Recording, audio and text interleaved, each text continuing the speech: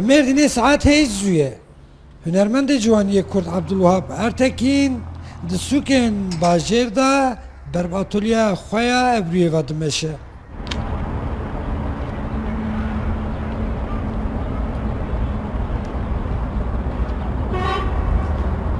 Bi vebûna deriyên atölyeyê ewilî dengê dengbêj miradekînê olan bide.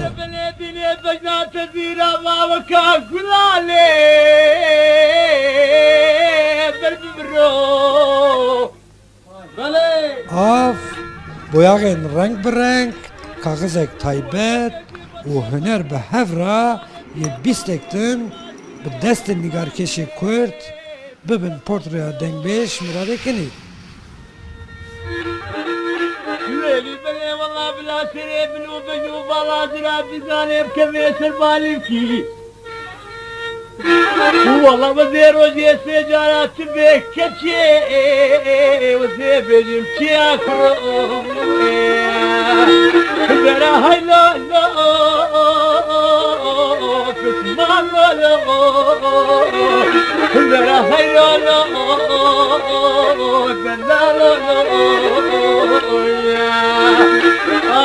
لا لا لا وكله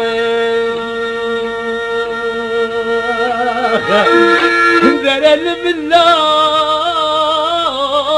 ودور على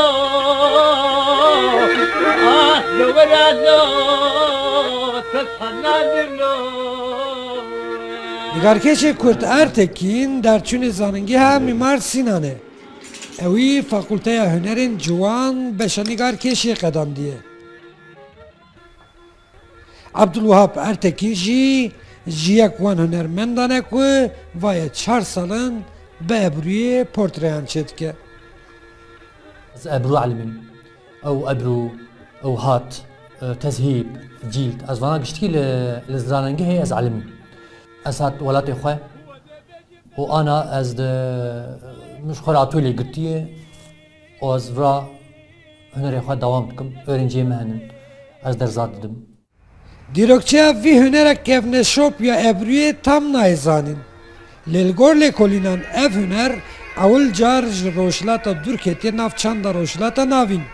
Herçendî ev hunera neya Kurda be jî diyare ku ev hunera qedîm yê bi ebrûzenên Kurd di astek nû de carek din li dunyayê bête naskirin.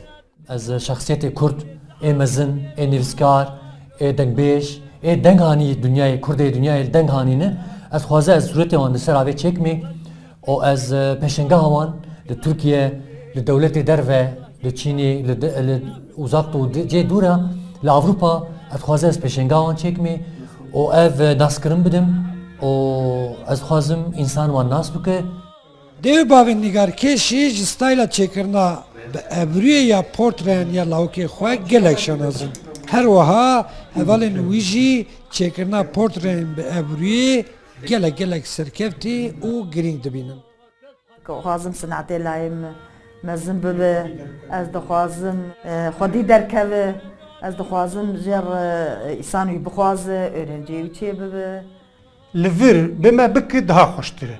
Çimkî li memleketê xwe bi li welatê xwe bi fayda wî bira bigê ji vê derê û bi welatî wî û memleketî wî faydê jê bivîn em daha dixwazin. Tamamı dünyaya ev kare gotine ev kare ev hünerhane dü insan tane bi kartine ev her düşü kurmancı ber vi havi gerek muru destek bide van her du şahsiyeta Li bajarê kevnar Mêrdînê bi hevangiya av û boyaxê bi reqsa firçeyê ya li ser avê diyare ku nîgarkêş Abdulwahab yê ji çanda Kurdan berhemên giranbiha bigihîne pêşe rojê. Zanistê Japonî Doktor Masaru Emoto û zanistê Fransî Doktor Jacques Benveniste îddia dikin ku weke însana hefzaya avê jî heye. Wate av jî weke însana dibîne, dibihîze û hês dike.